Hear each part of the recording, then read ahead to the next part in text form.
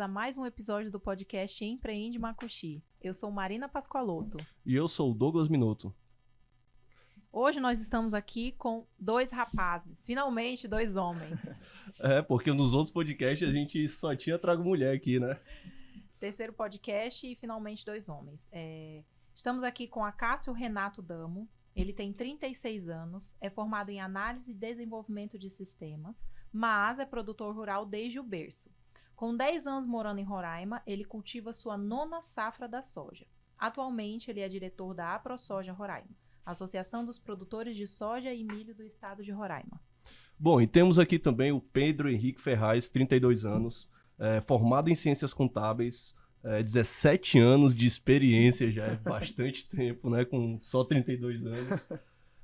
Pedro também é conselheiro do CRC de 2020 a 2023, já foi diretor da AJE, né, que é a Associação de Jovens Empreendedores, e G-Brasil, Grupo Brasil de Empresas de Contabilidade.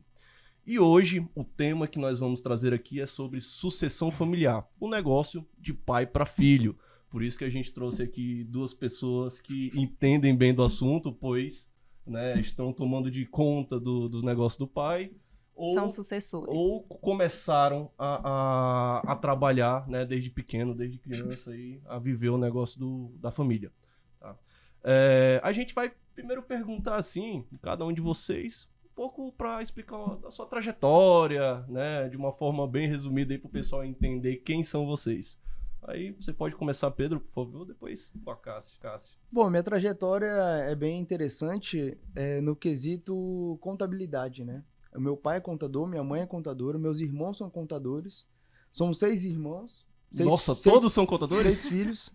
E teve uma parte que acabou começando a trabalhar no escritório de contabilidade, mas depois seguiu carreira solo, né? Mas lá no escritório a regra era muito simples. Com 14, 15 anos, todos os filhos começavam a trabalhar no escritório. Então, como eu sou o quinto, né, dos 6 filhos, eu começava, tipo, quando criança, já ficava olhando quando é que eu vou, que hora vai chegar a minha vez, né? E aí, com 14 anos, eu comecei a trabalhar e comecei como office boy. E depois fui passando por todos os setores. Na contabilidade sempre começa assim, né? Como office boy vai evoluindo. Exato. Bom, pois eu nasci e me criei nas fazendas, né? No Mato Grosso, no estado do Mato Grosso com meu pai. Me criei em cima de maquinário, vivendo no mato. Em 2015, 2005, 2006, 2003, 2004 mais ou menos eu estava formando o 3º ano. Querendo sempre agronomia, que é o nosso ramo. Só que meu pai passou por algumas crises financeiras. Financeira não, crise da lavoura, percas de safra, momentos difíceis. E daí aí que eu fui para análise e desenvolvimento de sistemas, que era um dos cursos que na época cabia no bolso da minha família. Aí realmente fui fazer faculdade, saí. Nesse momento meu pai arrendou a fazenda, que daí ficou meio sozinho na fazenda, não conseguia mais tocar. Daí eu me formei, criei minha empresa, montei minha empresa, trabalhei 6 anos com análise e desenvolvimento de sistemas, analista de suporte. E lá por período de 2011, mais ou menos, um primo meu me pediu para conhecer Roraima, aquele que estava querendo vir comprar lavoura para cá, fazenda e tal. Eu falei, cara, muito cansado no dia a dia da empresa lá, falei, vou tirar uns dias de férias. E eu vim para cá, conheci, me apaixonei por Roraima, voltei, trouxe meu pai de volta para cá, conheci, ele gostou também. Aí voltamos para lá, a gente tomou a decisão de vender a propriedade lá e investir aqui no estado. E daí, 2012, 2013, a gente comprou a propriedade aqui. Eu me mudei aqui pra cá em 2014, acho que foi mais ou menos. Diz que quando você bebe a água do Rio Branco, né? Você sempre tende a voltar. E meu primo que me trouxe pra cá, até hoje não veio. Não veio. Mas não sei qual foi a ideia dele. A oportunidade que aproveitou, soube aproveitar foi você, bateu né? na porta, eu vim aqui, gostei, era pra tirar só uns dias de férias e vim pra cá. Foi muito bom aqui, a gente gostou de Roraima e estamos aqui até hoje, não voltamos mais. Bacana. Vocês, né, todos nós, na verdade, a Marina também pegou a sucessão da empresa da mãe dela, eu também estou aí nesse processo, né? E por muitas vezes, muitas pessoas acham que só porque tua família já tem uma empresa e você começa a tocar esse negócio da tua família, que é algo simples, tá? O cara teve sorte na vida, não sei o que e tudo mais. Porém, existem muitos momentos desafiadores, né? Como o nosso amigo Pedro falou, um pouco atrás aí, geração de conflitos. Cara, como você gerencia o conflito entre os familiares, né? Porque tem a questão emocional, não só profissional.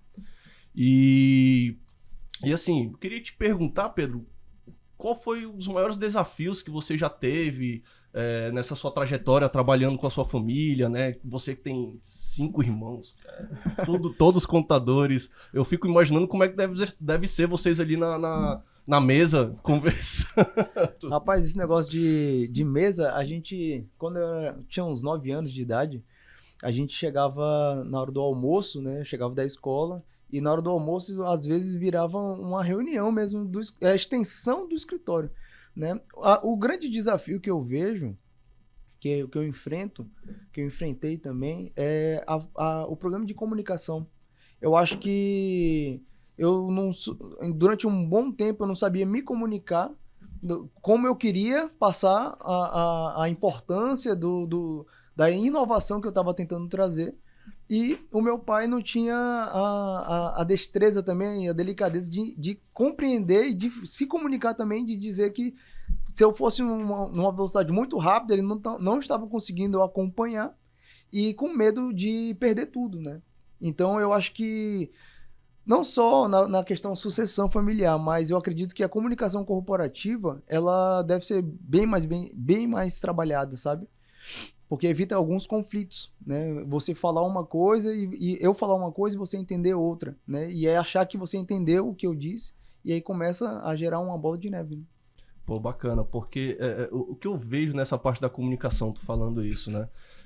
Por muitas vezes, nós que somos um pouco mais novos, estamos acostumados com toda essa velocidade na comunicação que está ocorrendo, a gente vê uma ideia e já quer elaborar ela, já quer botar em prática e tudo mais, e às vezes nossos pais que são de épocas, né, bem passadas, não estão acostumados a isso. E acaba que começa a ter um pouco de conflito em cima dessa questão, né? O jovem, geralmente, ele vai com muita sede ao pote. Então, assim, a gente está antenado no que está no sucesso. E muitas vezes eu acredito que a maturidade se faz necessária para que você consiga administrar essa situação. Eu passei por momentos com a minha mãe em que eu estava indo a feiras, eu estava indo em congressos, eu estudava muito, mas eu não conseguia fazer a minha mãe entender porque eu não tinha maturidade suficiente para explicar para ela, olha, hoje o que está acontecendo é isso. Há 10 anos era tudo que nós temos, mas nós precisamos mudar, nós precisamos nos antenar no que está atualmente. Com certeza. E você, Acácio, tu tem assim em mente algo bem desafiador que você já passou nessa transição? Pois é, na verdade, no meu caso foi um pouquinho diferente do Pedro, né? Porque meu pai tinha arrendado as fazendas no Mato Grosso, então não estava mais plantando. Então eu tentei trazer de volta a agricultura para nós. Na verdade, quando eu voltava para as fazendas dos meus primos lá, subia em cima dos maquinários, mexendo com tecnologia, eu voltava e falava, eu tenho que voltar para esse ramo aqui, porque não esqueci não. Então eu trouxe de volta meu pai para cá, para a gente comprar, e então a gente reativou novamente a fazenda, né? Então a gente voltou a produzir também. E os entraves veio isso que vocês acabaram de falar. Meu pai veio com aquela mentalidade que ele tinha lá atrás, que funcionava até o momento, que era muito ótimo, que era bom, funcionava, produzia tudo. E a gente veio com essa questão de tecnologia, atualizações. Ele realmente, na verdade, ficou 10 anos parado, sem produzir, né, vivendo do arrendamento e tal, mas não estava na prática do dia a dia. Então, quando ele chegou, tentando aplicar o conhecimento dele, que era ótimo para a experiência, né? E a gente, querendo ou não, a gente também seguia os conselhos dele. Então, nos primeiros anos foi meio desafiador, porque a gente tentava fazer o que ele sabia e coisa e não foi dando muito certo. E daí um dos entraves foi esse. A gente tentando colocar essas tecnologias, variedades, adaptações de maquinário com com GPS, com coisa, e ele meio retraído, que não, antigamente funcionava desse jeito. Não, pai, mas vamos ter que investir tanto, esse aqui é um investimento, vai valer a pena. Não, mas isso aqui já funcionava lá, não precisa mais isso não. Então a gente acho que foi a parte mais desafiadora, foi a gente trazer a nossa juventude para dentro e colocar para eles, e eles conseguirem absorver essa informação que o trem ia funcionar mesmo. E realmente, depois que a gente começou a impor, a aplicar o que a gente conhecia através de... Eu costumo... Esse negócio do podcast agora, eu costumo quase todo dia escutar. Tem vários que eu escuto da parte de agronomia, de soluções de raiz, essas coisas que a gente tenta implantar dentro da nossa propriedade hoje, que eu chego lá só passo a informação.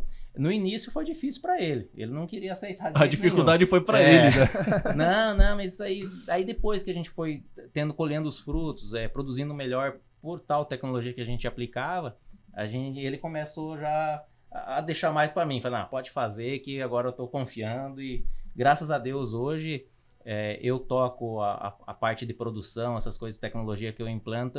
A gente continua ainda discutindo. Eu levo a informação, vamos fazer isso, vamos fazer aquilo.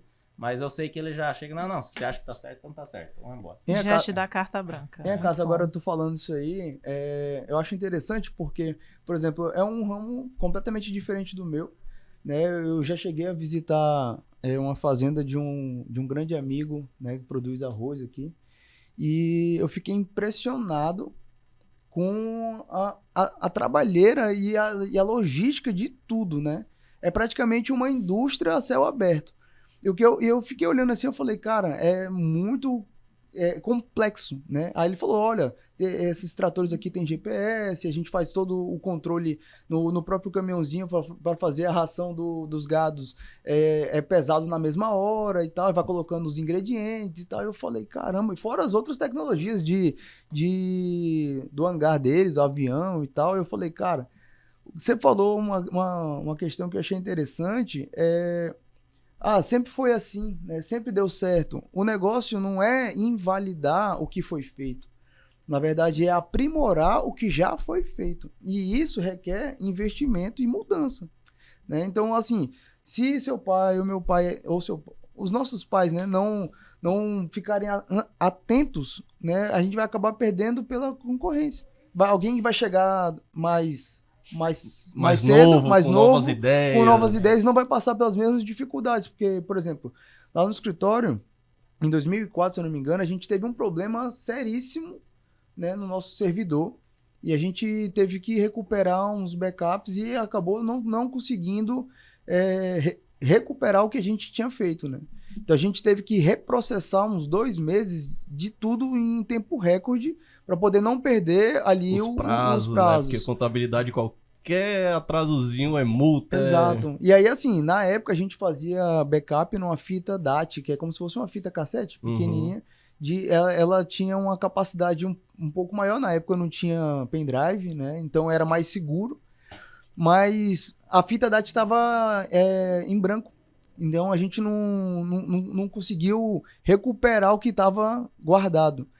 E aí, assim, às vezes a gente tem um medo gigantesco, né, para poder esse negócio de servidor, né? Tipo, cai uma chuva, a gente já fica, meu Deus, vai que queima esse negócio aí vai ser a mesma coisa lá de trás. Só que hoje a gente já tem um servidor em nuvem, tudo, já a gente não tem mais a necessidade de ter um servidor dentro do escritório, né? Mas é isso que tá, por exemplo, se deixasse, a gente ia ficar com um servidor local, ia vir um jovem contador, um novo empresário, e chegaria e pegaria um sistema já em nuvem, não ia investir uns 30, 40 mil reais num servidor novo, né? Ia pagar só ali uma licença para poder ter o armazenamento na nuvem e pronto. Então, assim, não é querendo invalidar o que os nossos pais fizeram, mas, na verdade, é aprimorar. Eu acho que a palavra correta é essa, né? Só que fazer com que mude, a mudança ela dói, né?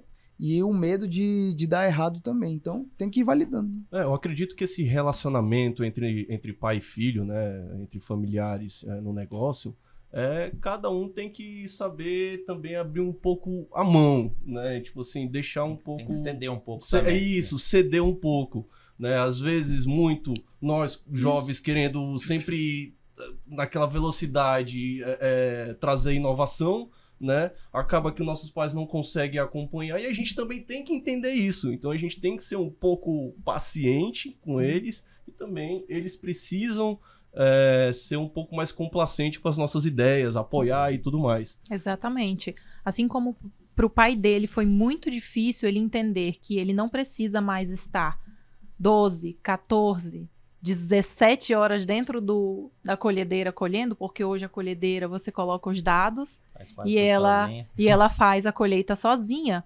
É muito, muito difícil você colocar na cabeça do seu pai que hoje vocês têm um sistema, que você tem a empresa 100% na mão e que você não precisa estar 24 horas dentro do negócio. Então, o que é mais complicado para eles, acredito eu, é a questão da tecnologia, de abraçar a tecnologia, porque para eles é uma coisa impensável. Nossa geração passou por tudo. Nós tivemos a fita cassete, nós tivemos o Walkman, nós tivemos o Discman. Os nossos pais não. Então, assim, a tecnologia ela avança numa velocidade tão grande, a gente consegue se adaptar, os nossos filhos vão conseguir se adaptar muito mais facilmente do que a geração anterior. Hoje, com certeza, você vê antigamente, quem diria um trator trabalhar sozinho? Maquinário. Hoje eu tenho, minhas máquinas, quase todas elas são com GPS, tudo, faz plantio sozinho, o operador tá em cima só para cuidar, né? E para mim plantar isso pro meu pai na época foi difícil. Ele nem, na verdade, logo que nós chegamos não tinha nem ideia que isso ia acontecer, porque há 10 anos atrás tinha, mas era poucos que tinha, não, isso aí não vai chegar aqui para nós. E 1 ano, 2 anos depois, e hoje está implantado na fazenda e a economia de tempo, a economia de combustível, a economia de, bom, a eficiência que gera as informações que a gente tem. Inclusive esse ano aconteceu um caso comigo, dessa questão de tecnologia, que eu cheguei pro meu pai, olha aqui, se eu não tivesse essa informação no ano passado, até foi engraçado, eu tava no aniversário e eu conversando com os colegas, o produtor, e daí eu falei, tô plantando tantas plantas por hectare dessa variedade e tal. Dele, não, mas eu tô plantando tanto. Eu falei, mas será que eu tô errado? Aí eu falei, mas eu colhi muito bem nesse talhão ano passado, lá em tal talhão. Peguei meu celular, que hoje eu tenho, a minha plantadeira, ela tem taxa variável, então ela armazena todas as informações de todos os plantios dos anos, todas as informações e ficou gravado. E eu peguei, voltei no celular, 2022, talhão tal, plantio tal, da variedade tal, e realmente eu tava errando esse ano. Se eu não tivesse a informação guardada no meu equipamento, no caso, eu ia fazer um erro esse ano. Tem prejuízo. Entendeu? Então hoje a tecnologia veio para ficar. Aí eu cheguei pro meu pai ali, se não tivesse a informação, nós poderíamos colher menos nesse talhão por nós ter errado a população por hectare, entendeu? Então essas informações vêm para ficar e hoje eles estão, eu acho que não volta mais. Eu acho que essa questão de tecnologia, eles já estão entendendo, acho que eu chamo meu velho, né? Estão entendendo, estão gostando. Estão gostando disso e veio para ficar. Assim. Eu vejo assim, uma questão de cultura. Né? O meu pai, a gente tem um escritório meu pai já trabalha há mais de 20 anos, né? Eu trabalho, vou fazer 15 anos trabalhando também na área, junto com meu pai. E, poxa, há quase 30 anos, quando ele formou aquele escritório dele, ele trabalhava com uma cultura um pouco mais diferente, pensando de uma forma totalmente diferente. E quando eu entrei, claro que eu demorei muito até aprender, até crescer de setores, o Pedro sabe muito bem como é que funciona, até chegar assim no setor de liderança, né? Onde eu botava para investir no escritório e tudo mais. E para ele entender um pouco essa mudança de cultura, foi um pouco difícil, é difícil até hoje, né? Mas assim, eu dou graças a Deus que meu pai, ele me entende muito, a gente tem uma relação muito boa, e com isso a gente consegue resolver qualquer tipo de conflito que venha acontecer. E também pelo fato de ele me dar, né? Falar assim, Douglas, vai, se tu acha que é certo, que é bacana, arrocha, né? Eu confio aí no teu potencial. E graças a Deus até hoje tá dando certo, né? E voltando também para a parte que o Pedro falou, né? Também na reunião de negócios lá na mesa. Muitas vezes a gente sempre tem aquela reunião familiar e tudo mais. E eu queria saber, uma pergunta, como é que vocês, durante todo esse tempo que você trabalhou com seu pai, como é que vocês tratavam, né? Como é que vocês separavam ou não separavam a parte de negócios e família? E se toda reunião tinha que falar de negócios? Não, olha, quando eu tinha 14 anos, quando eu comecei a trabalhar no escritório, né, na primeira semana que eu tive de trabalho, na verdade eu cheguei lá todo roqueiro, com camisa de banda, Iron Maiden e tal. A minha irmã até chegou pra mim e falou assim: Pedro, você não tem condições de. Você vai entregar os documentos pro cliente desse jeito. Aí, beleza, no segundo dia, aí eu já comecei a perceber algumas questões de tipo. De prolongar um pouco o assunto, o trabalho, né? Tipo, a empolgação e tal, de ter mais um filho compondo o time, né? Uhum. Mas o que eu fiz? Como eu sabia que meus irmãos já tinham passado por isso, né? E eu só observava, eu observo muito, eu gosto de observar. Eu fiz uma carta para o meu pai, né? Eu redigi essa carta e lá dizia várias coisas que eu tinha, tipo, de visão mesmo do futuro. Pô, bacana, com 14 anos isso. Eu fiz uma carta para ele e aí nessa carta, resumindo, eu falava que além de tudo, eu era filho dele e que a gente deveria ter a divisão do que é profissional e o que é pessoal, porque senão a gente ia perder os dois, né? As duas relações. E aí, no final das contas, eu falei que o que prevaleceria era de filho, né? Aí eu mandei para ele e ele guardou essa carta e tem até hoje. Que legal. Pô, bacana demais. E aí claro, ele se chama Pedro também, né? Pedro Ferraz. E aí eu sou Pedro Henrique. E aí durante muito tempo eu falava Pedro Ferraz também, meu nome. E aí ele falava, meu filho, tem hora que você fala como se fosse eu e tal. E aí você é Pedro Henrique. Eu falei, tá bom. Ele não tem um pouco de medo de roubar minha identidade. Aí eu falei, tá certo. Então a gente dividia. Então, às vezes, eu tinha certa até dificuldade de chamar de pai. Quando eu tava com todo mundo, eu falava, fala com o seu Pedro lá e tal, e pega lá o documento tal. Ou então o cliente ligava, isso aqui e tal, não fala com o teu pai, não, fala com o seu Pedro. Tá bom, vou falar com o seu Pedro aqui. Tá. Então a gente tinha essa divisão. Quando eu chegava depois do expediente, eu chegava, pai, falou, já vou embora e tal. A gente conversava, e assim, e é tão interessante que às vezes a gente sentava pra poder, eu chegava lá com, sei lá, 3 problemas pra poder passar pra ele. Eu sentava, a gente passava 2 horas conversando. Às vezes o problema a gente resolvia em 20, né? E o resto era conversando mesmo. E aí, meu filho, como é que tá a faculdade? E aí, como é que tá não sei o quê? Como é que foi a viagem e tal? O que você tá pensando em fazer? E aí a gente sempre foi nutrindo isso. Eu acredito que, acho que meus irmãos mais velhos não tinham isso, né? Eu acho que ele foi vendo um pouco do que ele tava fazendo e acho que a minha carta ajudou a desenvolver essa relação pai e filho. Né? Pô, o pai recebeu uma carta dessa aí de um filho de 14 anos de idade, né? E tipo assim... Leva um choque no momento. Com certeza.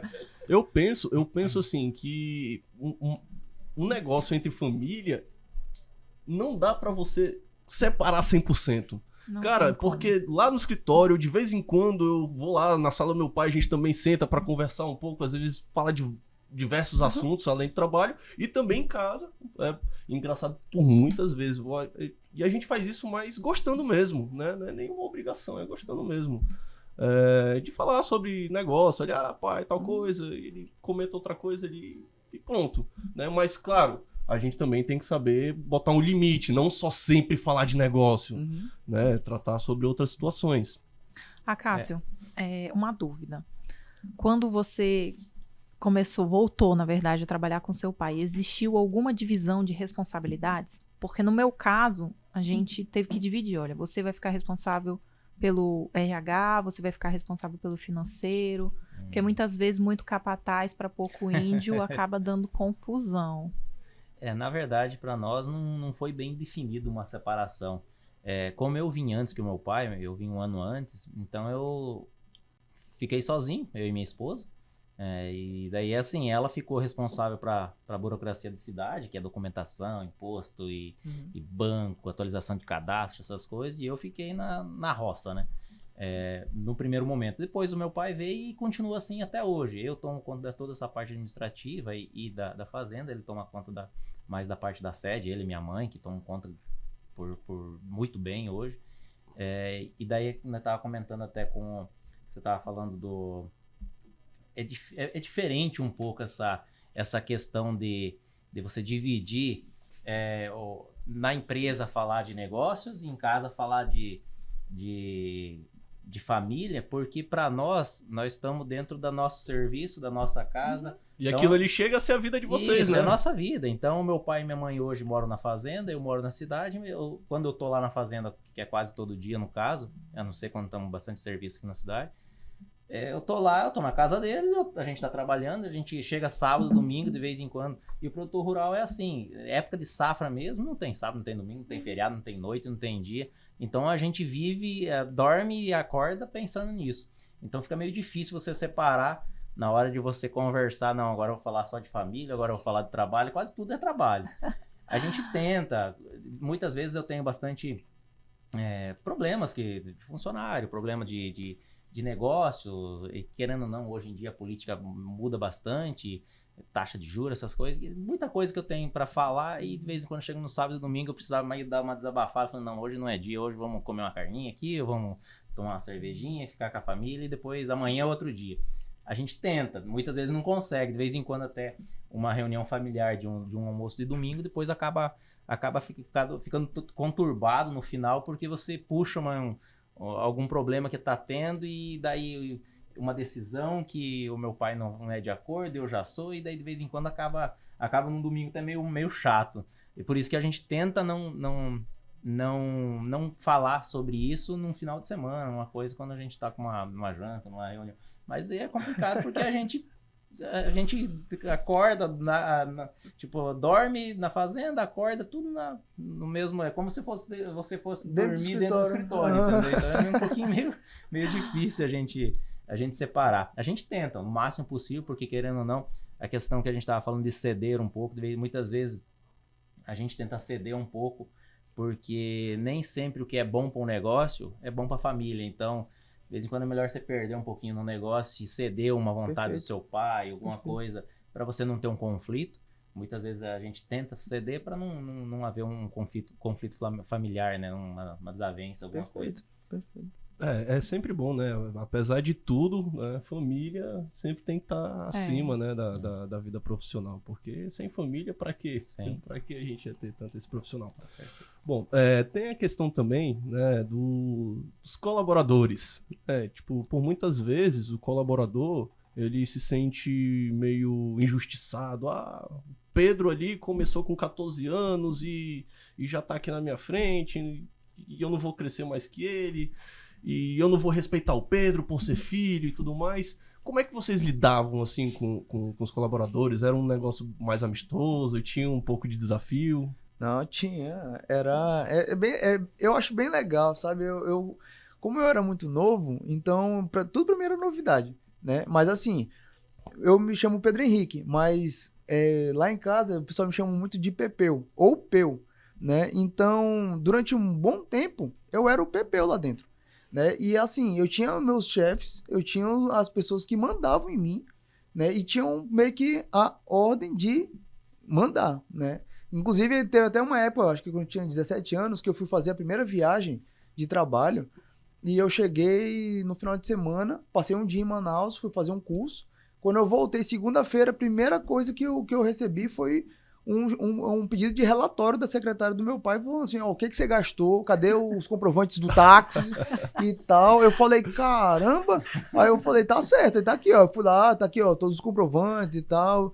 Então, assim, teve um bom tempo, eu falava pra mim, né, eu falava, cara, quando é que alguém vai me chamar de Pedro, ou de Pedro Henrique, né? Porque eu sempre fui o mais novo do escritório. A gente tinha nos anos 2006, 2008, a faixa etária do escritório, dos colaboradores, era de 30 anos, 35, eram pessoas de 28, eram pessoas assim, não era tão jovem assim, né? E aí eu falava, bom, então se eu tenho 16, eu tenho 17, né? Então vai demorar demais, né? Até que chegou essa fase hoje, que o pessoal me chama de seu Pedro. Aí eu falei, não, também não é pra tanto, calma. Né? Calma. Eu falei, não, seu Pedro, eu vou ali rapidinho, não sei o que. Então eu falei, tá, mas tira esse senhor aí. Então, eu sempre criei muito um ambiente bem amistoso, sabe? Porque o escritório de contabilidade, a gente lida com muita pressão, sabe? É muito, o prazo chega, é tipo...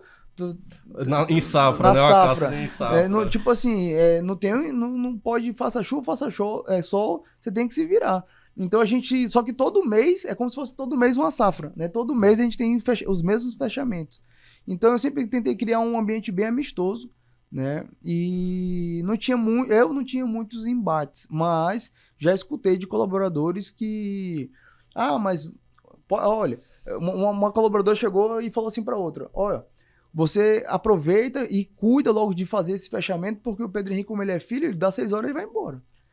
Aí eu falei, caraca, mano. Aí a partir desse dia, comecei a ser o último a sair. Entendeu? A faculdade começava às 6h30, 6h40, eu ficava ou às vezes até faltava aula para poder ficar lá no escritório.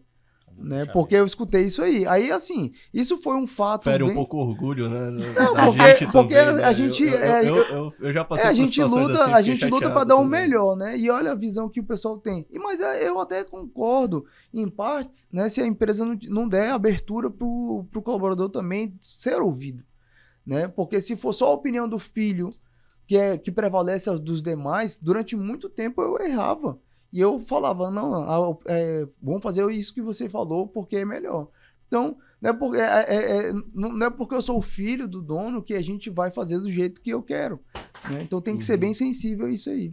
Eu acho que isso aí facilitou um pouco o convívio ali e evitar esses conflitos. Né? Eu acho. Você me disse que não pegou, né? Montou sua própria empresa e tudo mais de contabilidade. Chegou a ficar quanto tempo trabalhando assim diretamente com teu pai no escritório ou tu ainda trabalha hoje? Hoje eu ainda trabalho no mesmo escritório, no mesmo ambiente, né? Só que no nosso ramo, na contabilidade, surgiu uma nova vertente que a gente chama de contabilidade digital. Né? Então a gente tem a contabilidade tradicional, que é onde a pessoa vai lá, se reúne, visita a empresa, vai ver a empresa. E a contabilidade digital, já ela é mais por videoconferência, documentos todos online. Então eu acabei optando, né, para ir para o digital, escolha minha. Tem as suas lutas, porque, por exemplo, no escritório tradicional dele, ele teria que usar uns 2, 3 sistemas. Né? Na minha empresa digital, eu já estou com 15 sistemas. Tudo para otimizar o andamento. Então, assim, foi uma opção minha, né? Não é que esteja errado ou certo. É tipo uma especialidade na medicina. Eu digo que o contador é como se fosse o médico das empresas, né? Então, meu pai, ele escolheu ser um cirurgião e ele vai ter os trabalhos de cirurgião e vai ter também a remuneração de um cirurgião. Sei lá, um neurocirurgião. Né? E eu já escolhi uma outra área que, sei lá, eu falei para ele, pai, eu prefiro atender diversos clientes um pouco menores, com baixa complexidade, e o digital me proporciona isso, entendeu? Uhum. É mais ou menos isso. Bem legal. Aí eu montei a Ferraz Conte, o nosso escritório é Sampaio Ferraz, né? E em dezembro do ano passado eu montei a Ferraz Conte, que ela é uma pegada um pouco mais colorida, a logo dela é laranja e tal, ela é para ser um pouco mais descolada, né? Por isso que a gente escolheu também a nossa, eu gosto do laranja, ele é bem inovador, né? Ele traz um pouco essa sensação. Sim. Bem legal que você falou, Pedro, acerca da recepção dos colaboradores do seu pai, quando você foi trabalhar lá, quando você tinha 14 anos. Alguns receberam bem, como o mascote do escritório, e outros já enxergaram com outros olhos. Olha o filho do chefe. Eu tô inserindo meu irmão no dia a dia da empresa. Meu irmão tem 13 anos, ele tá morando com a gente. E vira e mexe, ele vai lá comigo, ele me ajuda a arrancar o matinho do jardim, ele ajuda na lavanderia, dobra uma toalha. E ele ganha a mesada dele, eu já tô fazendo ele entender que é em decorrência do trabalho dele. E foi bem interessante uma coisa que um funcionário falou pra ele. Eu ainda não tenho filhos. E ele falou assim, olha, Quidinho, chama ele de Quidinho. Olha, Quidinho, você tem que ver que se você realmente quiser isso, você vai ajudar suas irmãs. Elas precisam de uma pessoa para ajudá-las, porque é um empreendimento que funciona 24 horas. Então, a gente às vezes viaja e fica, ai meu Deus, quem vai ficar de olho? Não necessariamente você precisa estar 24 horas dentro da empresa. E é isso, é essa a visão que a gente gostaria, né, de passar para o nosso sucessor. Você está aqui, você não é obrigado, mas se você quiser, você vai ajudar, você vai suceder. E uma coisa bem interessante que semana passada nós recebemos 2 moças e uma delas falou, ela é sucessora já, mas ela falou que o sonho do pai dela era que ela fosse uma advogada. Ela se formou em contabilidade também, mas o pai dela jamais gostaria que ela sucedesse ele na empresa. Ele tem um filho homem também, tem outras meninas, e ele queria que o filho homem sucedesse ele. Mas, na verdade, o filho homem foi para abriu outro negócio diferente e acabou que as meninas amam estar dentro da loja. E muitas vezes o pai, ele já cria o filho para ser o sucessor. No caso do Acácio, eu vejo que o filho dele já está ali junto, plantando, colhendo. E no caso do seu pai também. Não necessariamente foi uma obrigação, mas ele meio que formou vocês todos para serem os sucessores. Lá no Paraná eu tenho um tio, que é agricultor também, e a filha dele, ele tem uma filha só, minha prima é médica, inclusive hoje mora em Curitiba, e eu fico às vezes aflita por ele, porque ele não tem um sucessor. Então são muitas terras, ele tem absolutamente tudo, ele tem colhedeira, ele tem plantadeira, e o meu marido sempre quando a gente vai lá, ele fala, Benzinha, quem que vai suceder ele? Vai deixar pra quem? Porque a Joyce não vai querer assumir. A Joyce é médica. Então, muitas vezes acaba que você mata o seu sucessor porque você tem outro sonho para ele. Na verdade, antigamente, quando no primário ainda, antigamente eu ouvia falar, não, você não vai pra roça não, você não vai pra... Era meu pai. Vai ser doutor. Meu pai se criou em cima de maquinário. Antigamente não tinha cabine, não tinha teto, não tinha nada, era sol quente o dia inteiro. Então já vinha com esse negócio, não, você vai estudar, o negócio tem que estudar. É claro que antigamente o produtor rural poucos eram agrônomos. A agronomia veio surgir já na depois, década de 90. Isso, então nossos pais, eles se criaram sendo produtor rural, sem estudo, sem nada. Então eles sempre falavam, não, você vai estudar. Você vai para a faculdade, você vai estudar, ser doutor, ser advogado. Até no meu caso, que eu fui pro ramo de tecnologia, esse aí vai ser o seu futuro. Que negócio de trabalhar no sol quente aqui. E com a chegada da tecnologia e as atualizações que está tendo no campo, hoje, graças a Deus, eu vejo o meu filho, que é o meu orgulho, minha filha também, mas o meu filho, não, pai, eu quero ser agrônomo, quero seguir seus passos, porque ele eu levo ele pra fazenda, ele sobe em cima dos maquinários que hoje faz tudo sozinho, é melhor do que tá dentro do escritório quase, né, que é livre lá, é tudo livre. Então, graças a Deus, ele tá inserido junto comigo lá, toda hora que ele pode, ele vai junto comigo, eu digo que trabalha junto comigo, seguido dou uma remuneraçãozinha pra ele, hoje você me ajudou aqui, Tem que ensinar desde cedo, né? A mexer com dinheiro, a entender o valor do dinheiro, né? Isso, porque ele trabalhou muitas vezes, até teve caso de vez em quando a minha esposa chegava, ele ficou o dia inteiro correndo no sol quente, você não fez nada, não deu nenhum dinheirinho pra ele me reclamou, chegou em casa aqui, te ajudou, mas essa questão pra ele saber o valor do ser, não do trabalho, dinheiro, do trabalho, eu trabalhei, isso. eu quero... O melhor funcionário, Douglas, que não precisa pagar. Então, graças a Deus, ele está inserindo e hoje, no caso, ele quer ser agrônomo também, quer seguir os passos. Isso é um orgulho também dessa sucessão, no caso. Voltar à sucessão familiar que antigamente, que nem se falou, o povo queria já escolher a profissão para o filho, né, que achava melhor, né? Assim, engraçado que o meu pai, né, ele nunca me impôs, meus pais nunca me impôs, quero que seja isso. Claro que ele queria que eu tomasse conta do escritório e tudo mais, aí eu decidi, né, que no acaso, não, vou pra tecnologia, minha negócio de computador, fazer programação. Ser hacker. E tudo isso, eu até fiz um curso uma vez sobre isso. Aí eu me formei em análise de desenvolvimento de sistemas, e, no fim das contas, fui trabalhar com meu pai. Aí eu comecei trabalhando com ele, até arranjar um emprego na área de computação, né, tecnologia. Consegui um estágio na Conab, trabalhei 1 ano na Conab. Aí saí da Conab, voltei pro meu pai de novo e tô até hoje. E meu pai nunca me obrigou, nunca falou assim, não, mas... Vai honrar seu currículo lá, seu diploma. Aconteceu naturalmente. Não, Aconteceu com certeza. naturalmente. Agora, tô falando aí dessas reviravoltas, né, de vai e vem. Eu tava lembrando aqui que eu falo muito do meu pai, mas eu não falo da minha mãe, né? Não falei da minha mãe.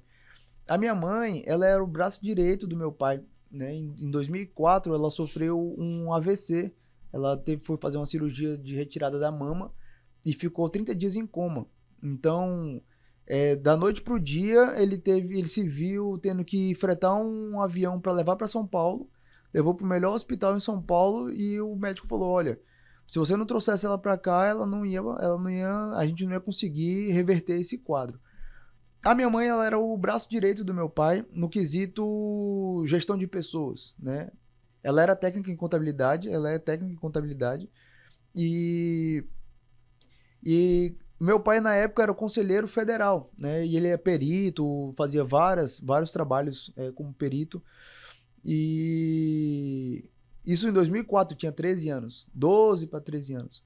Então, depois de 2 anos, eu comecei a trabalhar, né? E a minha mãe já não estava presente, porque ela ficou inválida, né? Ela ia, mas ela não operacionalizava mais. E a minha mãe era, tipo assim, aquela mulher que acorda 5 da manhã, vai lavar a área, preparar o almoço, para 8 horas estar no escritório.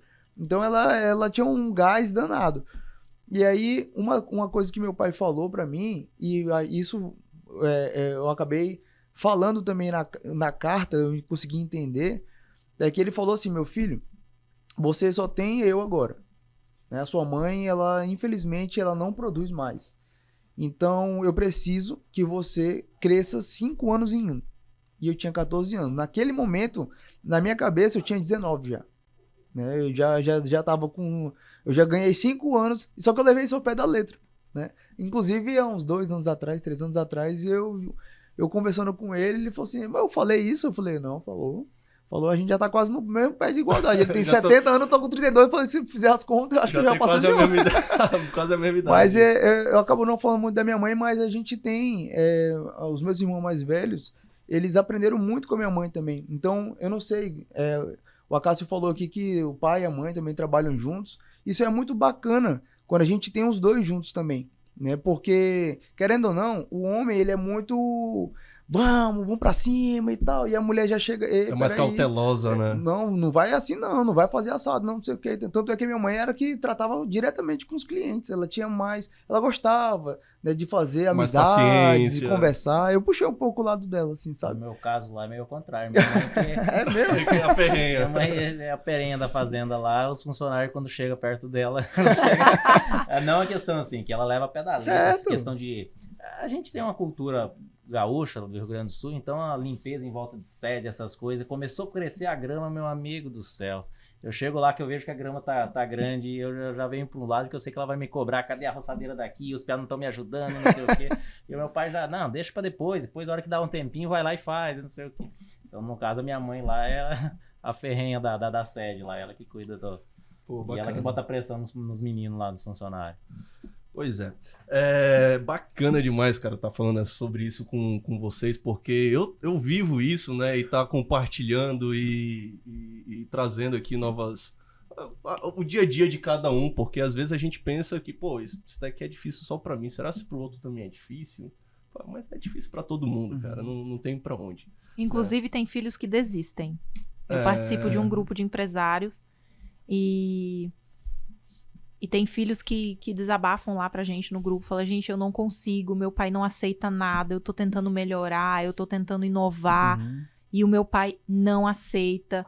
Tem um empresário lá que ele tava relatando esses dias acerca de um gerente, que é uma pessoa muito difícil, então é uma pessoa que ela tá contaminando a equipe. E ele já conversou várias vezes com o pai dele, pai, a gente precisa demitir essa pessoa. Você vai ver, ó, inovação não é só tecnologia, a gente precisa inovar na gestão de pessoas. E o pai dele não aceita demitir o gerente. E ele acabou jogando a toalha. Ele falou, gente, eu não consigo trabalhar, eu não consigo aplicar tudo que eu aprendi, então eu vou me afastar porque é impossível progredir assim. Né? Complicado quando acontece isso, porque é aquela questão que a gente tava falando da paciência, né? Só que, pô, paciência também tem limite, né? Tem uma hora que realmente não dá pra você levar. Infelizmente, é quando você tem que, né, tocar o seu rumo. Realmente daí volta aquela questão do ceder, né? Chega um momento que acredito que o pai não é assim, não cede um pouco. Aí o filho chega um momento que ele vê que não tem outra saída, ou ele toca o rumo dele, né? É a questão do ceder, do dialogar, né? Show de bola. Bora falar um pouquinho aqui de futuro, né? Porque a gente falou assim de toda a sucessão, como é que foi entrar pro negócio da família e tudo mais. E como é que vocês se veem, né? Se vocês se veem ainda trabalhando junto com os familiares. Pedro, você que criou aí um braço, né, da contabilidade, como tu diz, uma especialidade da contabilidade. Você ainda se vê ligado à contabilidade tradicional do teu pai? Como é que você acha que isso vai se conversar, né, futuramente? E quais tuas ideias, teus planos aí? Bom, nessa... Não só teu, né? Da tua família Não, em sim, geral. sim. Sobre a questão do futuro, só falando um pouquinho do passado, nesse período que eu tive de 17 anos no escritório, eu já pensei em abrir um lava-jato, por conta desses atritos. Eu falava, não, mano, eu vou... Porque eu tinha um hobby, eu tenho um amigo que a gente lavava todo domingo o carro. Então a gente lavava o meu carro, o carro dele e o carro de quem quisesse, que a gente queria estar lavando o carro. Então eu falei, eu vou... Rapaz, hobby estranho esse, né? Nossa, criativo. Eu falei, não, a gente gostava muito. Olha, chegava quarta-feira, o carro tava já com um pneuzinho um pouco sujo. Ele falou, não, eu vou lavar pelo menos a roda, passar o pretinho. Esse meu amigo, ele era mais detalhista. Mas eu pensei em abrir um lava-jato. E depois eu enxerguei, em 2012, quando eu me formei, eu enxerguei uma oportunidade de montar uma empresa de consultoria. Porque a gente vê os problemas dos nossos clientes e eu falava, bom, se eu chegar lá como contador, ele vai falar assim, não, eu já te pago para isso. Tipo assim, ensinar a emitir uma nota, ou fazer todo o controle de estoque, ou fazer a gestão de pessoas, né, treinamento e tudo mais. Se eu chego lá como contador, ele vai falar, não. Então eu falei, quer saber, eu vou montar uma empresa de consultoria. E essa empresa de consultoria ficou dormindo durante 10 anos. Quando foi em 2020, eu montei ela, o nome dela é Please, né? Era para ser Pedro Ferraz Consultoria, né? E o PF virou por favor. Aí eu falei, não, por favor, eu vou transformar em inglês, please. E aí a Please, ela vai começar a atuar primeiramente na consultoria de escritório de contabilidade. Pô, bacana. Entendeu? Porque, tipo assim, eu tô saindo do escritório, mas eu não tô abandonando o barco. E tem muito Entendeu? Empresário contábil que Exato, precisa disso, tem né? muito. E assim, uma das coisas que eu aprendi, como eu falei aqui no comecinho, sobre a questão da comunicação. Quando eu aprendi a importância de se comunicar e saber se comunicar, tipo assim, às vezes eu quero ajudar a pessoa, ou ajudar meu pai ou o cliente, tipo assim, olha, faz isso porque tu tem que fazer, porque senão não vai dar certo. Não, mas tem que ver o que ele quer também. Então assim, eu tô saindo, né, montando meu próprio empreendimento e tem uma outra pegada, mas o que ele precisar para poder melhorar, eu vou prestar uma consultoria para ele, sem problema nenhum, né? E assim, não tô nem atrás de dinheiro, mas é questão tipo assim, olha, eu vou entrar, vou resolver, vou treinar, vou capacitar e vou sair. Que esse é o papel da consultoria, entendeu? A consultoria, ela nunca pode ser infinita, né? Sem prazo determinado. Porque senão, qual o sentido seria de você contratar uma consultoria? Sim. Né? Bacana, poxa. E você, Acácio, assim, tipo, claro que a agricultura, né, que você está trabalhando e tudo mais, teu pai ali, ele fica um pouco mais na manutenção do predial, essas coisas, dando conservação no ambiente. E você já investe em tecnologia, já faz bastante coisa, né? Na verdade, para nós, como que diz, é um trabalho para a vida toda. Porque, cara, todo dia a cabeça da gente vai pensando em tecnologia, investimento, e uma máquina que a gente compra para 10 anos, e essa máquina a gente tem que pagar em 10, então a gente tem que trabalhar o ano que vem, e o ano que vem eu compro outra, e o ano que vem vai outra, e de repente aquela que eu comprei já é velha, já tem que trocar. Então por isso que eu digo, isso é para a vida toda. Não acaba nunca. Não acaba nunca. Fazenda, já diz, é fazenda, é o dia todo fazenda, é o dia todo... a questão do futuro que a gente diz, não tem... o futuro nosso é esse, se Deus quiser meu filho vai estar junto para tocar isso aí e continuar, né? Então pra tu também dar uma descansadazinha, né, no futuro. Vai demorar um não pouquinho dá ainda, pra né? ficar... Meu pai tá hoje com 65 anos, eu tô com 36, então eu tenho 30 anos ainda pra ralar, pra chegar no ponto dele que uns dias meu filho tem que tomar conta aí, senão... vai chegar um momento que ele vai estar no operacional e eu vou estar na parte do meu pai, né? A parte só de administração, quem sabe, né? Às vezes eu falo assim, pai, vai viajar, dá uma viajadazinha aí. Pra dar uma folgada aqui. De vez em quando, teve uma vez que ele... Rapaz, tinha uma época que a gente nem placa, né? Tinha uma plaquinha lá, mas era bem fininha lá no escritório e tal. Aí ele viajou, ficou um mês fora aí, viajando com a minha mãe. Quando voltou, eu botei lá a placa, eu já mudei algumas coisas no escritório. Eu falo assim, não... Dá uma viajadazinha um pouquinho aí, porque quando volta o negócio mais... Né? Mas é aqui que acontece também. As ideias minha, da minha mãe, do meu pai, muitas vezes não bate bem certinha, né? Muitas vezes eu chego pra minha mãe, vamos fazer isso aqui vai ficar legal aqui em volta da sede. Meu pai, não, isso aqui não pode, não sei o quê. Ou outra coisa que a gente vai fazer. Vamos esperar seu pai viajar, que um dia ele viaja, né? E quando ele chega já tá tudo pronto, aí já vai estar resolvido. Aí ele vê o negócio lá bacana daí vê que e ficou não legal, fala nada, falou, né? não, ficou legal isso aí, então deu certo. Então. Evitaram os conflitos. Isso, esperar o momento certo, no momento certo a gente faz. Vixe, meu pai era muito avesso a essa situação de, pai, a gente precisa investir nisso daqui, comprar aquilo, não sei o que e tudo mais. Ele não queria gastar dinheiro, não, muito caro e tal. Eu falei, rapaz, quer saber? Eu vou começar a fazer, vou começar a tirar do meu bolso aqui e vou meter ficha. Até que começou a dar certo, ele olha depois assim, vê o retorno, né? Tá... eu sempre penso em cima de um investimento, querendo ou não, o investimento da área rural é muito alto, a gente fala sempre em milhões, né? Milhões. E a gente põe na caneta o que traz de retorno esse investimento. Então, muitas vezes é um investimento de $1 milhão, mas esse investimento de $1 milhão, o que eu vou produzir a mais, o que eu vou perder a menos, qual que vai ser o meu ganho com isso, vai pagar? Muitas vezes paga dando risada, mas para colocar na cabeça dos pais lá atrás, não, é investimento. Cara, será que nós vamos pagar? Será que nós não vamos? Mas não pensa no que vai trazer de volta o retorno, entendeu? Isso. Então, muitas vezes é essa parte do retorno que tem que pegar e pôr numa planilha e mostrar, isso aqui vai ser legal. Até porque bom. Eles têm uma bagagem negativa do passado muito grande. Antigamente eles passaram por coisas por muito... crise que eu acho que se acontecesse com nós, eu não sei o que faria. Pega a crise do Collor, crise... Hiperinflação, Isso. pragas... Esses dias atrás, eu estive no Mato Grosso, há 2 anos atrás, buscando documentos do meu pai, que eu preciso trabalhar com a parte da aposentadoria dele, essas coisas. Eu peguei contrato de maquinário que ele pagou 89% ao ano de juro. Meu Deus. Né? Então, eu olho aquilo lá, se acontecer isso com nós esse ano, nessa época, eu não sei o que vai virar de nós, entendeu?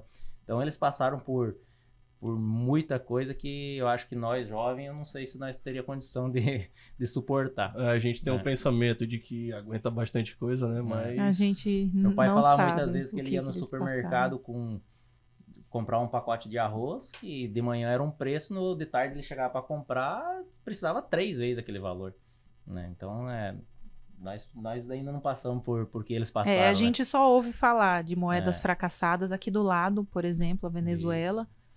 Nós estamos agora com essa crise migratória, mas os nossos pais enfrentaram a crise da hiperinflação no Brasil e nem por isso morreram. Meu pai, na época, lá no Paraná, ele plantava também, e inclusive não foi só a hiperinflação, a geada num ano, no outro ano não chove, então assim, você coloca milhões, você enterra milhões, e espera chover, olha para o céu e pede para chover. Aqui em Roraima, nós estamos no paraíso, por isso que o agro ainda tem muito a crescer em Roraima, porque aqui nós temos as chuvas bem definidas. Então é muito difícil um ano que não chove, e lá no sul, lá no Paraná, lá no Mato Grosso, o clima às vezes surpreende, então você perde a safra. E hoje existem seguradoras que seguram a tua lavoura, mas se o estado todo não choveu, a seguradora não consegue pagar todo mundo. Então, no Rio Grande do Sul, há uns 15 anos, se eu não me engano, 10 anos, aconteceu. No estado inteiro, todos os agricultores perderam suas safras, muitos tinham seguro e até hoje ninguém recebeu. Então, assim, são desafios que os nossos pais enfrentaram, que hoje é muito difícil para eles compreenderem que a tecnologia veio para minimizar esses riscos. É isso mesmo. É isso que esse livro aqui fala, né? O conflito de gerações, que meu pai me deu. Ele falou assim, ele me deu, tem uns 4 anos, ele falou assim, meu filho, você vai ler esse livro aqui, porque esse livro aqui vai te ensinar não só a lidar com ele, mas também com as outras pessoas. E também entender o que está por vir, né? O que está vindo. E aí, assim, falando dessas questões culturais, aqui esse livro aqui fala, né? Os nossos pais, a gente tem 4 categorias, né? 4 gerações, né, que existem, né? Os baby boomers, tem a geração X, os millennials, né, que é a geração Y, e a geração Z. Então, a grande dificuldade que a gente tem de entender é que os nossos pais, eles demoram para aceitar o novo, porém, a gente também não tem paciência para entender o que eles passaram no passado, entendeu? E esse livro aqui fala bastante sobre isso, porque se for parar para analisar, né, o Baby Boomers é porque foi um boom depois da Guerra Mundial, né? E houve uma população em massa no mundo. Então nasceu um monte de gente. E aí, só que naquela época, eles passavam por várias dificuldades. Meu pai mesmo falava assim, meu filho, você tem que ter um pouquinho de paciência, porque a sua avó, a minha mãe, ela quando comprou um fogão a gás, ela colocou na sala de estar, na sala de TV não, a sala de estar, né? Botou lá um fogão a gás, porque na cabeça dela aquilo ali era de outro mundo. Como é que aperta um botão, acende o fósforo e aí vai para fazer um café? Porque antes tinha que pegar lenha, né? Então, olha a loucura. Isso é minha avó. Já meu pai, né, começou a tentar entender, mas ele viveu isso, né? Então, é bem diferente. E esse livro aqui fala dessas diferenças. Por exemplo, meu pai, minha mãe, meus irmãos mais velhos, eles tinham um curso de datilografia. Eu sempre brinquei na datilografia, eu nunca trabalhei com a datilografia, né? E eu falo assim, pai, para você fazer um contrato social aí, para constituir uma empresa, levava quantos minutos para poder você datilografar ali? Minutos? Às vezes eu levava horas, então às vezes até um dia inteiro só fazendo isso. E não podia errar, porque se eu errasse, tinha que pegar e fazer tudo de novo. Eu falei, pois é. Pegar o papel de novo. Hoje eu tenho mala direta, o sistema todo online, a gente bota algumas informações no próprio Forms para fazer a proposta e já gera, sei lá, 1000 contratos, se quiser, na mesma hora. Ele falou assim, caramba, bicho. Essa é a nossa dificuldade, porque a gente é muito imediatista, né? E às vezes não espera validar para ver se vai dar certo. E aí a gente acaba entrando muito imerso. E eu vejo que a nossa geração hoje, o mundo hoje, a gente tem uma chuva de informações rasas, né? Os nossos pais, para poder fazer uma busca, era um livro. Para conseguir um livro é difícil, né? Tinha que ir para a biblioteca para poder ver se conseguir uma literatura. A informação agora tá para todo mundo. Pô, né? Agora com inteligência artificial, meu amigo, a gente chega aqui e fala, preciso fazer uma reunião com os colaboradores, assim, assado cozido, eu vou lá, boto no ChatGPT, me dá todo um passo a passo. Manda o roteiro aí. Eu fiz isso também com o roteiro daqui, tipo, eu botei lá pra ter umas ideias, você pega as ideias e vai adaptando e tudo mais, e fica mais fácil, você já pega um negócio pré-pronto. Mas né? eu fui relutante. Por exemplo, eu gosto muito de tecnologia, eu posso não ser totalmente da área, como vocês têm a formação acadêmica, mas eu sempre gostei muito de tecnologia, sabe? E eu relutei um pouco com o ChatGPT, cara, com a inteligência artificial, porque eu falava, não, mano, isso aí já é o ápice da dependência tecnológica. Aí depois eu falei, cara, eu tô começando a pensar como meu pai tava pensando.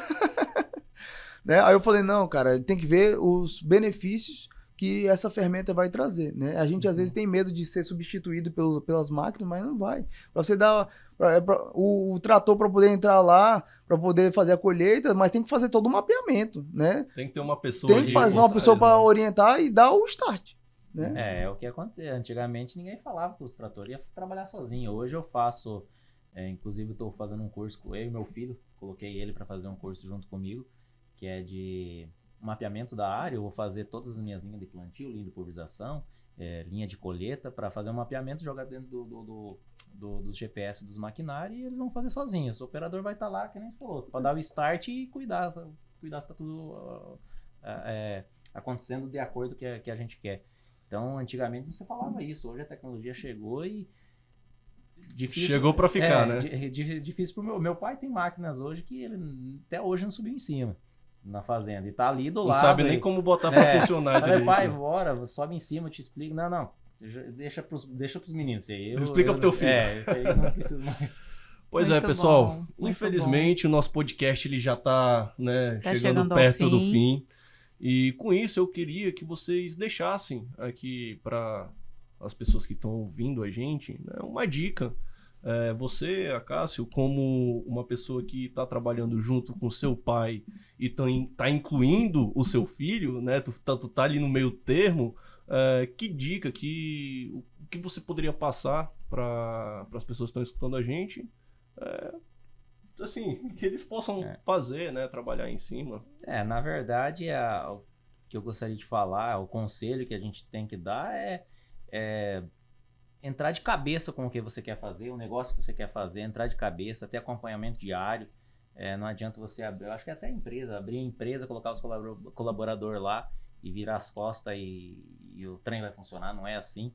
Eu acho que para qualquer ramo, inclusive para nós, a questão que o Pedro estava falando, que ele passou a ficar até 6, 7 horas na empresa, eu levo como um exemplo que se nós, como proprietário, não tá lá e mostrar e fazer o melhor, os colaboradores não vão ser o melhor. Eles têm que seguir o nosso exemplo. Então, para quem quiser ter um futuro de sucesso, é isso. É entrar de cabeça, é diário, é todo dia, atualização, estudar. Acho que é isso que basicamente, seja o exemplo. Isso, né? Seja o exemplo. Pro seu filho, pro seu pai, pros seus colaboradores. Questão, como que eu vou dar um exemplo pro meu filho se eu não for pra fazenda, se eu não for lá o dia a dia olhar? Então eu vou lá o dia todo, ele fica bravo comigo de vez em quando, não fico com ele lá em casa, para ele saber que é esse o ramo, é esse o nosso ramo, é essa a nossa dedicação, tem que ser dedicado todo dia, diariamente pro seu negócio, para o trem fluir bem. Né? Bacana. E você, Pedro? Bom, eu tenho uma frase que eu carrego comigo já tem um tempo, né, e eu carrego comigo até nas palestras que eu dou, nas aulas que eu dou nas universidades. Eu digo que a gente tem que aproveitar as oportunidades, né? Aproveite as oportunidades. Só que se você não tiver oportunidade, crie as oportunidades. Porque, por exemplo, eu quando comecei a viajar para fazer algumas capacitações, que hoje tem cursos em EAD, né, e Instagram, YouTube, a gente tem muito material, né? Eu viajava e quando eu ia lá para fora, eu falava, bom, eu sou de Roraima, né? Roraima é tudo... Todo mundo fala, nossa, Roraima, longe. O pessoal falava assim, nossa, tipo, eu ficava preocupado. Eu falava, caramba, pô, aqui, como é que é a realidade do pessoal aqui para São Paulo, aqui para baixo, digamos assim, né? E aí quando eu falava, não, você é de onde? É de Roraima. Aí eu já tinha criado na minha cabeça uma oportunidade de falar bem do nosso estado. Aí eu falava assim, você é de onde? Eu falei, não, eu sou de Roraima. Roraima, onde é que fica? Eu falei, 4 horas de Miami. A Miami? Eu falei, cara, a gente tá mais próximo da América, que é onde todo mundo quer tirar férias e tal. E hoje eu brinco, né? Eu falo com alguns amigos, eles falam, não, cara, quando eu tiver... Eu até falo, o Neymar teve uma época aqui que pousou aqui, né? Porque foi a primeira pista que teve para poder ter a manutenção. Então, na parte profissional, é criar as oportunidades mesmo, porque quando a gente vai em algum congresso, quando a gente vai em algum evento, quando a gente, até mesmo com os colaboradores, né, se a gente não criar algumas oportunidades para poder o colaborador falar, ou você conseguir conhecer as pessoas que você admira, né, você fica sempre no mesmo. e não avança, não evolui. Então, acho que aproveitar as oportunidades e, se não tiver, criar. E tá preparados para Exato. ela também, para as oportunidades, né? Porque muitas vezes aparece a oportunidade ali para você e você não tá preparado. Né? Exato, Pode verdade. acontecer bastante isso daí.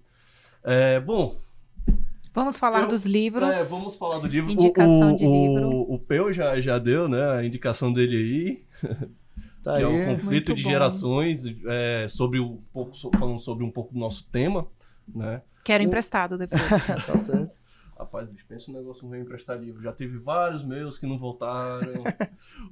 A minha indicação, esse daqui é um livro que eu li há um bom tempinho atrás, né? Mas é um livro que eu levo até hoje, que é Mindset, né? A nova psicologia do sucesso, né? Ele meio que ele te mostra que como é o jeito de pensar, né? Sua forma de pensar, que ele trata até de duas maneiras, que é o mindset fixo e o mindset de crescimento.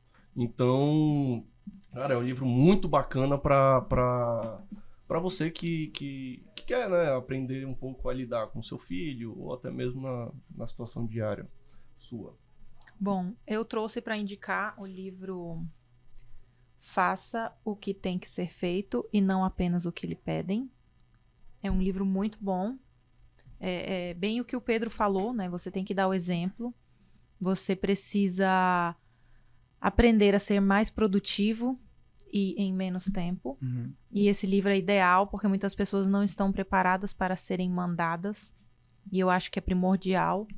Apesar de que a gente tem empresa, eu, na verdade, eu já sou sucessora, então eu fui subordinada apenas da minha mãe, mas é primordial, que a gente nunca sabe o dia de amanhã. Uhum. Então eu gosto muito desse livro, inclusive até vou ler de novo. E para finalizar, eu trouxe uma frasezinha que eu vi hoje, que, cara, eu acho que eu vou colocar ela no meu espelho, assim, né? Eu anotei aqui que a excelência nada mais é do que um amontoado de comportamentos que isoladamente não tem nada de extraordinário. Tá? O que significa isso? Cara, você lê uma página do livro, hoje eu pego e leio uma página, ele não tem nada de extraordinário, não vai mudar em nada na tua vida. Mas fica fazendo isso durante 5 anos. O quão extraordinário esse algo simples não vai se tornar. Perfeito. Né? Eu gostei muito e quis trazer aqui pra gente. Bom, pessoal, muito obrigado aí pela participação de vocês, tá? Esquecemos de pedir pro Pedro aí passar o @ do Instagram, da empresa sim. dele, do Acácio também. Tá certo. O meu Instagram é Pedro S. Ferraz, @Pedro S. Ferraz. E da empresa de contabilidade é @FerrazConte. Show de bola. E você, Acácio, quer passar aí algum... Não, o meu é Cássio_Damo. É Instagram Não, pessoal. Pessoal, na propriedade da gente não é comércio, né? Então a gente não tem muito o que divulgar. O que a gente gosta de divulgar mesmo é o trabalho que a gente está fazendo bem feito na propriedade. O que a gente tenta divulgar é para fora, para trazer novos investidores para cá, porque quando a gente chegou aqui, poucos produtores, na verdade foi meio... Eu digo que Deus mandou nós ir, vai. Porque quando nós chegamos aqui não tinha ninguém produzindo, era poucos, era um ou outro produzindo soja. Então a gente chegou sem saber se ia dar certo. E com as nossas divulgações, convites foram trazendo os novos investidores. Então o que nós passa a divulgar é o trabalho que está sendo bem feito, as propriedades, as produções de soja, para trazer novos investidores para investir no estado e fomentar a agricultura e o soja para crescer o estado que está tendo um ótimo crescimento, graças a Deus. Queria agradecer a Cássio e dizer que eu me sinto muito orgulhosa de você. Meu pai é agricultor também. E as pessoas pensam que a vida de agricultor, a vida de fazendeiro é só flores. Não é. E eu sou muito grata porque não só o Brasil, vocês alimentam o mundo. E o futuro de Roraima está no turismo e no agro. A incidência solar, nós estamos bem próximos da linha do Equador, então a incidência solar promove uma produtividade superior ao do Mato Grosso, a de Goiás, do Paraná. Então, eu acredito que nos próximos anos o agro em Roraima vai explodir. Empresários, abram os olhos. Olha aí, viu? Olha as oportunidades. Eu que agradeço a oportunidade de estar aqui. faço um convite para qualquer um de vocês, quem estiver ouvindo também, se quiser conhecer a propriedade, a gente está de braços abertos para receber, conhecer o que é o agro. A gente tenta, o que eu mais gostaria era de levar pessoas da cidade mesmo conhecer o nosso dia a dia. Porque a gente do agro, a gente é meio mal visto. Eu não sei por quem não entende, porque nós somos os vilões, nós estamos desmatando, nós não estamos cuidando, sendo que nós somos as pessoas que mais quer preservar, porque se nós não preservar e não chover, nós não colhe, entendeu? Então as nossas áreas são bem preservadas, nós temos licenças ambientais, fizemos tudo dentro do que diz a lei, a legalidade. Então, tá de braço, os convites das porteiras da fazenda tá aberta para conhecer, ver como que a gente produz, sustentável, para o pessoal ir conhecer mesmo, que não é o que as narrativas falam na internet e nas redes de televisões por aí, entendeu? Maravilha. Eu queria agradecer também o convite. O Douglas entrou em contato comigo, depois a Marina começou a me seguir no Instagram também. Eu acho interessante essa iniciativa que vocês estão tendo. Empreende Macuxi. Meu pai é paulista, minha mãe é cearense, mas eu sou daqui e tenho orgulho de dizer que sou daqui. E agradecer a oportunidade de estar aqui com vocês e espero poder contar mais vezes em outros assuntos mais polêmicos ou mais profundos, né, da área. Vão ter vários temas Fica ainda. tranquilo. O podcast ainda tem muita história aí Tá pela certo. frente. Valeu, pessoal. Obrigado mesmo, viu? Obrigado. E Até a próxima. Até a Tchau. próxima. Tchau.